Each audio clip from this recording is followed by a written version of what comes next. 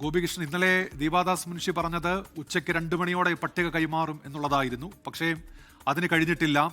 ഈ അവസാന വട്ടത്തിൽ വന്ന ചില സമ്മർദ്ദങ്ങൾ, അതിന്റെ പേരിൽ മാറ്റേണ്ടി വന്ന പട്ടിക, ഈ പ്രിയങ്കാ ഗാന്ധി ഇടപെട്ടിട്ട് പോലും IC ബാലകൃഷ്ണൻ ആ പട്ടികയിൽ ഇടം നേടാൻ കഴിയാതെ പോയത് എന്തുകൊണ്ടാണ്?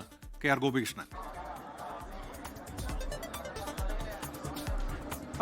ഉന്മേഷ്, നേരത്തെ പറഞ്ഞതുപോലെ തന്നെ VD സതീശൻ നേതൃത്വം കൊടുക്കുന്ന 21 മന്ത്രിസഭയിൽ മുഖ്യമന്ത്രി ഉൾപ്പെടെ 12 മന്ത്രിമാരാണ് കോൺഗ്രസിന് ഉണ്ടാകേണ്ടത്. അതിൽ മുതിർന്ന നേതാക്കളുടെ കാര്യത്തിൽ മറ്റ് ആശയക്കുഴപ്പങ്ങളൊന്നും ഉണ്ടായിരുന്നില്ല. ആകെ ഉണ്ടായിരുന്ന പേരിലെ സംശയം എന്നത് തിരുവഞ്ചൂർ രാധാകൃഷ്ണൻ മന്ത്രിസഭയിൽ ഉൾപ്പെടുമോ, അതല്ല അദ്ദേഹത്തിന് മറ്റെന്തെങ്കിലും പദവി ആയിരിക്കുമോ നൽകുക എന്ന കാര്യത്തിൽ മാത്രമായിരുന്നു. നമുക്കറിയാം, മുഖ്യമന്ത്രി സ്ഥാനത്തെ ചൊല്ലിയുണ്ടായ തർക്കം അവസാനിച്ചത് VD സതീശനെ തെരഞ്ഞെടുത്തതിലൂടെയാണെങ്കിൽ അതിനുശേഷം KCRC വിഭാഗം അവരുടെ ആളുകളെ ഈ മന്ത്രിസഭയുടെ ഭാഗമാക്കണം എന്ന നിർദ്ദേശം മുന്നോട്ട് വെച്ചിരുന്നു. ആ കാര്യത്തിൽ അവർക്കൊരു നിർബന്ധ ബുദ്ധിയും സമ്മർദ്ദവും ഉണ്ടായിരുന്നു എന്ന് പറയാം. അങ്ങനെ രമേശ് ചെന്നിത്തലയ്ക്ക് ആഭ്യന്തര വകുപ്പ് നൽകുമ്പോഴും അദ്ദേഹത്തിന്റെ പ്രധാനപ്പെട്ട ആവശ്യം അദ്ദേഹത്തോടൊപ്പമുള്ള MLA-മാർക്ക് മന്ത്രിസ്ഥാനം നൽകണം എന്നുള്ളതായിരുന്നു. അതിൽ വന്ന പേരുകളിൽ ഒന്നാണ് IC ബാലകൃഷ്ണന്റെ. അതോടൊപ്പം തന്നെ അൻവർ സാദത്തിന്റെ പേരും ഉയർന്നു വന്നിരുന്നു. അങ്ങനെയാണെങ്കിൽ കോൺഗ്രസ് മന്ത്രിമാരുടെ കൂട്ടത്തിലെ മുസ്ലിം പ്രാതിനിധ്യം ആർക്ക് നൽകണം എന്ന ചോദ്യം ഉയർന്നു. അത് അൻവർ സാദത്തിനാണോ, T സിദ്ദിഖിനാണോ, അതോ ഷാനിമോൾ ഉസ്മാനാണോ എന്നതിലായിരുന്നു അവസാന മണിക്കൂറുകളിൽ ഉണ്ടായ സംശയം. അത് T സിദ്ദിഖിനാണ് ആ നറുക്ക് വീണത്. അപ്പോൾ പിന്നെ IC ബാലകൃഷ്ണൻ മന്ത്രിസ്ഥാനത്തേക്കുള്ള തന്റെ അവകാശവാദം ഉന്നയിച്ചതിന് പിന്നിൽ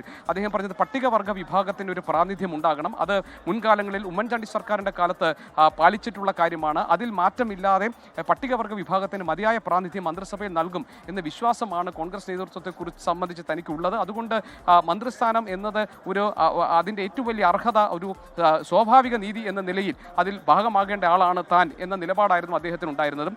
IC ബാലകൃഷ്ണന്റെ കാര്യത്തിലും T സിദ്ദിഖിന്റെ കാര്യത്തിലും ഷാനിമോൾ ഉസ്മാന്റെ കാര്യത്തിലും ഒരു തീരുമാനം എടുക്കുന്നതിന് മുൻപ് കൂടിയാലോചനകൾ ഉണ്ടായിരുന്നു. അതിൽ ഒരു ഘട്ടത്തിൽ ഹൈക്കമാൻഡിന്റെ കൂടി അഭിപ്രായം ആരാഞ്ഞ ശേഷം ആ തീരുമാനത്തിലേക്ക് എത്താം എന്ന ഒരു ധാരണ ഉണ്ടാവുകയും ചെയ്തു. ഇതിൽ IC ബാലകൃഷ്ണന് വേണ്ടി പ്രിയങ്കാ ഗാന്ധി നിലകൊണ്ടു എന്നതാണ് നമുക്ക് ലഭിക്കുന്ന വിവരം. ഇക്കാര്യത്തിൽ സ്ഥിരീകരണം ഉണ്ടാകേണ്ടതുണ്ട്. പക്ഷേ അവസാനവട്ട ചർച്ചകളിൽ T സിദ്ദിഖിന് പ്രാതിനിധ്യം നൽകാനുള്ള തീരുമാനം ഉണ്ടാവുകയായിരുന്നു. അങ്ങനെയാണ് ഈ സ്വാഭാവികമായും നേരത്തെ രൂപം കൊള്ളുമെന്ന് നമ്മൾ കരുതിയിരുന്ന മന്ത്രിമാരുടെ പട്ടിക സംബന്ധിച്ച കാര്യങ്ങളിൽ ഒരു വ്യക്തതക്കുറവുണ്ടായതും അവസാന മണിക്കൂറുകളിൽ ആശയക്കുഴപ്പമുണ്ടായതും.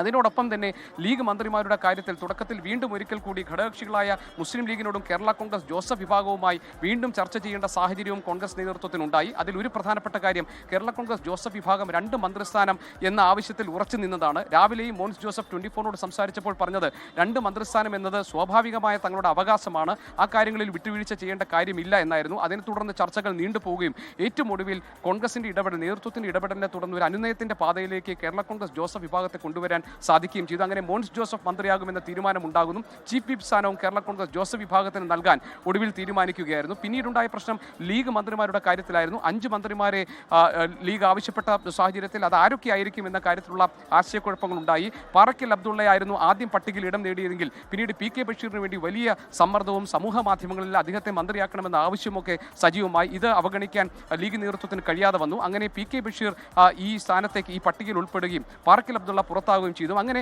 അവസാന നിമിഷങ്ങളിൽ പല കോണുകളിൽ നിന്നുണ്ടായ സമ്മർദ്ദം വീണ്ടും വിചാരങ്ങൾക്കും വീണ്ടും ഒരു ആലോചനകൾക്കും പുനരാലോചനകൾക്കും ഒക്കെ വഴിയൊരുക്കുന്നതാണ് നമ്മൾ കണ്ടത്. T സിദ്ദിഖ് AK ആന്റണിയെ പോയി കാണുകയും AK ആന്റണിയുടെ അവസാന നിമിഷത്തിലും പരിഗണിക്കേണ്ടി വരുന്നതിനാൽ തന്നെയാണ് പട്ടികയിൽ ഈ മാറ്റം ഇങ്ങനെ ഇടയ്ക്കിടയ്ക്ക് വരുന്നത്. എന്തായാലും 5 മണിക്കുള്ളിൽ തന്നെ ലോക്ഭവനിൽ ഈ അന്തിമ പട്ടിക നിയുക്ത മുഖ്യമന്ത്രി VD സതീശൻ കൈമാറാനായി ഒരുങ്ങുകയാണ്. പുതിയ മന്ത്രിസഭയിൽ വകുപ്പ് വിഭജനം ഏതാണ്ട് അന്തിമഘട്ടത്തിലായിട്ടുണ്ട്. മുഖ്യമന്ത്രി VD സതീശൻ ധനകാര്യത്തിന് പുറമെ തുറമുഖ വകുപ്പും കൈകാര്യം ചെയ്യും.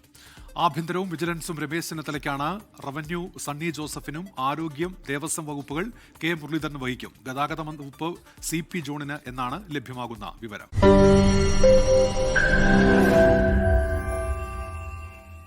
ലോകത്തെവിടെയായാലും ഏത് സമയത്തും 24 വാർത്തകളും ഓഗ്മെന്റഡ് റിയാലിറ്റി പാക്കേജുകളും എക്സ്പ്ലെയിനറുകളും വിശദമായി കാണാൻ ഞങ്ങളുടെ YouTube ചാനൽ നിങ്ങൾക്ക് സബ്സ്ക്രൈബ് ചെയ്യാം.